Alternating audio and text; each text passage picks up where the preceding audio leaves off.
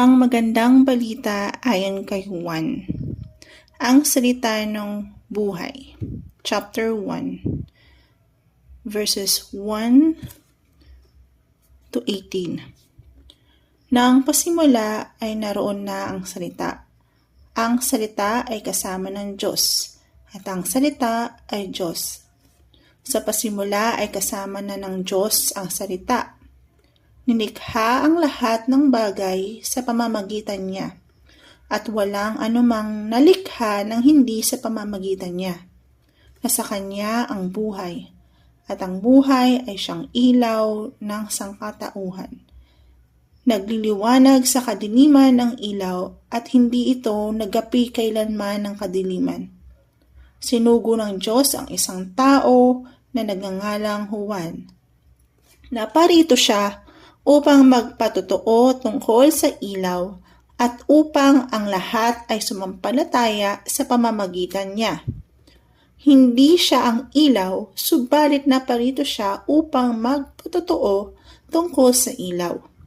Ito ang tunay na ilaw. Dumarating ito sa sanlibutan upang magbigay liwanag sa lahat ng tao.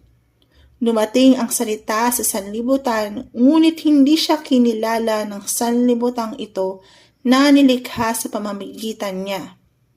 Pumunta siya sa kanyang bayan, ngunit hindi siya tinanggap na sarili niyang kababayan.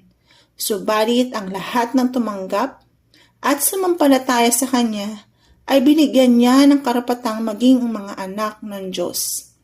Sila ay naging mga anak ng Diyos hindi dahil sa isinilang sila ayon sa kalikasan o sa kagustuhan o sa kagagawan ng tao, kundi ayon sa kalooban ng Diyos. Naging tao ang salita at nanirahan sa piling namin. Nakita namin ang kaluwalhatiang tunay na Kanya bilang kaisa-isang anak ng Ama. Siya ay puspos ng kagandahang loob at ng katotohanan. Nagpatotoo si Juan tungkol sa kanya na isinisigaw. Siya ang tinutukoy ko ng aking sabihing ang dumarating na kasunod ko'y higit kaysa sa akin, sapagkat siya ay naroon na bago pa man ako ipanganak.